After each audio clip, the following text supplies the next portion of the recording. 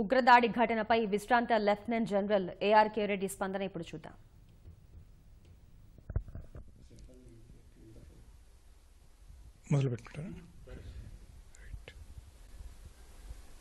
ఈరోజు మధ్యాహ్నం అప్రాక్సిమేట్లీ 4:30 మధ్యాహ్నం అప్పుడు సిఆర్పిఎఫ్ కాన్వాయ్ 75 వెహికల్ బండ్లు దాంట్లో 2500 మంది జవాన్స్ వెళ్తూ ఉంటే పుల్వామా దగ్గర అంటే బనిహాల్ పాస్ దాటంగానే దిగిపోగానే కింద వస్తుందన్నమాట పుల్వామా డిస్ట్రిక్ట్.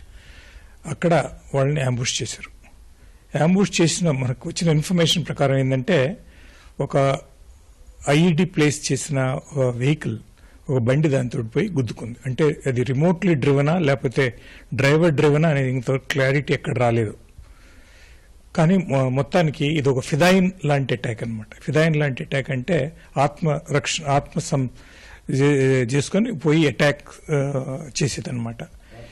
ఆత్మాహుతి చేసుకునే ఇలాంటివి చేసుకునేటప్పుడు దాన్ని ప్రిడిక్ట్ చేయటం అనేది చాలా కష్టం.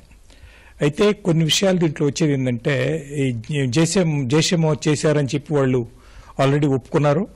ఈ ఒప్పుకున్న దానివల్ల మనకు తెలిసింది ఏంటంటే జైషే మొహమ్మద్ ముందు నుంచే మన కాశ్మీర్ వ్యాలీలో కానీ జమ్మూ అండ్ కాశ్మీర్ మొత్తం జమ్మూ ఏరియాలో కానీ చాలా యాక్టివ్గా ఉందని మనకు తెలిసిందే. 2014 నుంచి అంతకు ముందు జరిగిన విషయాల్లో కూడా ఈ అఫ్జల్ గురు హ్యాంగ్ చేసిన తర్వాత ఈ ఇంకా దుర్మార్గం ఇంకా మొదలైపోయింది. ఈ అఫ్జల్ గురు స్క్వాడ్ అని ఒకటి మొదలుపెట్టారు వాళ్ళు. వాళ్ళ ఉద్దేశం ఏంటంటే ఈ భారతదేశం మీద రివెంజ్ తీసుకోవటం. రివెంజ్ కక్ష సాధించాలన్నమాట. ఈ కక్ష సాధించాలా అంటే ఇలాంటి అటాక్స్ జరుగుతాయి. ఇలాంటి అటాక్స్ జరిగినాయి. ఈ అఫ్జల్ ఈ అఫ్జల్ గురు అతను వాడిని హ్యాంగ్ అయిపోయింది. అజర్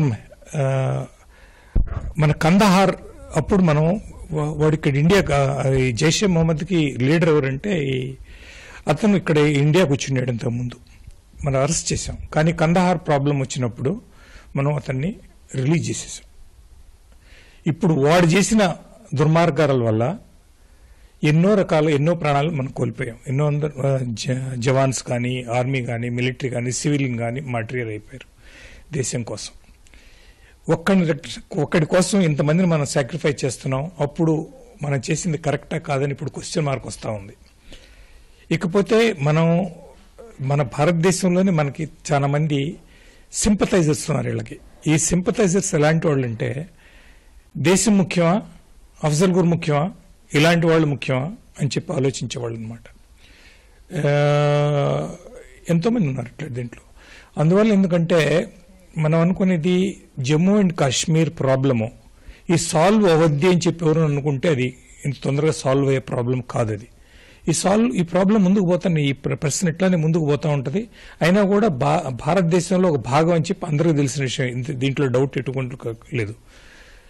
వీళ్ళని బ్లాక్ లిస్ట్ చేద్దామంటే మనకి చైనా ఎప్పుడు అప్యూజ్ చేస్తూ ఉంటుంది. బ్లాక్ లిస్ట్ 1916లో జరిగింది, 1918లో కూడా జరిగింది, 1918లో కూడా జరిగింది. చైనా దాన్ని బ్లాక్ లిస్ట్ అంటే మన డిప్లొమాటిక్గా వాళ్ళని మనం చైనాని కానీ పాకిస్తాన్ కానీ సైడ్ లైన్ చేయలేకపోతున్నాం. సైడ్ లైన్ చేయలేకపోవడానికి కారణం మన విఫలం చేయటమా లేకపోతే కారణం ఏంది చేయలేము, మనం చెప్పలేము అనమాట.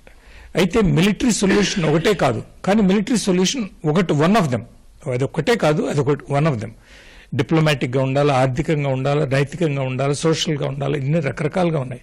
ఈ రకరకాల్లో మిలిటరీ సొల్యూషన్ ఒకటి. పాకిస్తాన్ ఎప్పుడైనా సరే understands the language of the strong.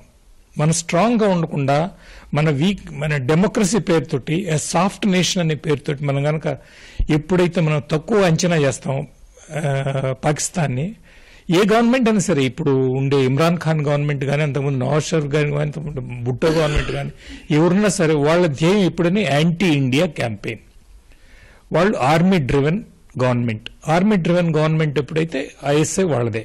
ISI అనేది ఐఎస్ఐ కానీ ఈ జైషే మొహమ్మద్ కానీ ఎల్ఈటీ కానీ లష్కరే తైబా వీళ్ళందరూ వాళ్ళొక స్ట్రాటజిక్ అసెట్ లాగా చూసుకొని వాళ్ళకి ట్రైనింగ్ చేస్తా ముజఫరాబాద్ నుంచి ట్రైనింగ్ క్యాంప్స్ పెట్టుకుంటా లోపలికి పంపిస్తూనే ఉంటారు. వాళ్ళు చచ్చిపోయినది వాళ్ళకి నష్టమే లేదు.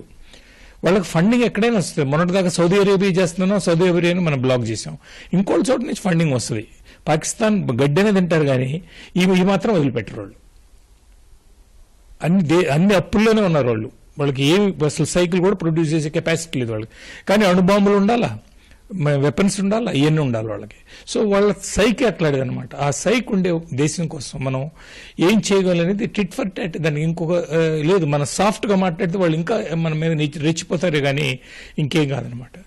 ఇది ఒక రకం. ఇకపోతే మన దేశంలో ఉండే నాయకులు, మీరు ఎవరైనా అండి, ముఫ్తీ మహమ్మద్ సయన్ అండి, ఫరూక్ అబ్దుల్లా అనండి, ఉమర్ అబ్దుల్లా అనండి, ఇంకా చాలా మంది ఉన్నారు ఇట్లాంటి. వీళ్ళు కండెమ్ చేస్తూ పాకిస్తాన్ తోటి టాక్ చేయమంటారు. ఈ టాక్స్ సాఫ్ట్ టార్గెటింగ్ మనం ఇప్పుడు 26 నుంచి 30 పోయింది మన క్యాజువాలిటీస్. ఇంతమంది జవాన్ చచ్చిపోయిన తర్వాత ఇంకా వాళ్ళు పాకిస్తాన్తో టాక్స్ అనేది ఇట్ డిఫైస్ లాజిక్. దీనికి ఒక రకమైన ఏంటంటే వాళ్ళతో ఏం మాట్లాడాలి, మనం మమ్మల్ని కొట్టద్దయ్యా అని చెప్పి మాట్లాడాలి. లేదంటే సెటిల్ చేయమని, సెటిల్ ఏమో కాదు, సెటిల్ కాదు, మనం కొట్టద్దనరు. వాళ్ళు ఇట్లా చేస్తూనే ఉంటారు. కార్గిల్ చూడండి, వాళ్ళు మాట్లాడుతూనే ఉన్నారు, మన కార్గిల్ లోపలికి వచ్చేసారు. మనం వాళ్ళు తరిమి కొట్టేసేటప్పటికి కాళ్ళు పట్టుకున్నారు. మళ్ళీ అందితే చుట్టూ అందపోతే కాళ్ళు అనే పాకిస్తాన్ పాలసీ అది. సో ఆ పాలసీలో వాళ్ళు ఏంటంటే కొడతా ఉంటారు, మనం కొట్టించుకుంటా ఉంటాం. ఇప్పుడు చేయలేకపోతే ఏదైనా సరే స్ట్రాంగ్ యాక్షన్ అగైన్స్ట్ పాకిస్తాన్ మనకి ఇంకో ఆపర్చునిటీ కారణం ఉండదు. పొలిటికల్ గా మనం స్ట్రాంగ్ గా కాదనేది ఇప్పుడు మన సెన్సిటివ్ పీరియడ్ లో ఉన్నాం. ఎలక్షన్స్ రాబోతా ఉన్నాయి. స్ట్రాంగ్ యాక్షన్ తీసుకుంటే ఇంకో పార్టీ ఏమంటదంటే ఆపోజిట్ పార్టీ చూసావా వాళ్ళు దీన్ని పొలిటికల్ గెయిన్స్ కోసం ఇట్లా చేశారని చెప్పి ఒక రకమైన చెప్పచ్చు. చేయకపోతే చేయలేదు చూసావని చెప్పి అనొచ్చు. సో మన ఢోలక్ లాగా రెండు పక్కల నుంచి కొట్టుకోవాల్సి వస్తుందన్నమాట. ఈ గవర్నమెంట్ ఇప్పుడు ఏమి చేస్తుందంటే నా పాయింట్ ఆఫ్ వ్యూలో స్ట్రాంగ్ యాక్షన్ తీసుకోవడమే కరెక్ట్. ఏం స్ట్రాంగ్ యాక్షన్ అంటే మిలిటరీ యాక్షనే. మిలిటరీ యాక్షన్ తీసుకోవాలి. మిలిటరీ యాక్షన్ తీసుకుంటే చూద్దాం ఏం చేస్తారు మిగతా దేశాలు. ఇది ఒక పద్ధతి. డిప్లొమాటిక్ గా మనం క్యాంపెయిన్ మొదలు పెట్టాలి పాకిస్తాన్కి. ఆర్థికంగా వాళ్ళకి సహాయం చేస్తూనే ఉంటారు. మనం ఫ్రీ సాఫ్ట్ స్టేట్ కింద వాళ్ళకి మనం ఫ్రీ ట్రేడ్ ఇచ్చాము, చేస్తానే ఉన్నాము. ఇవన్నీ చేయకుండా చేయాలంటే మనం డిప్లొమాటిక్ గా వాళ్ళని అణిచిపెట్టాలి. అణిచిపెట్టాలంటే మనకు తెలిసిన సహాయంగా చేసే నేషన్స్ చాలా ఉన్నాయి. లేకుండా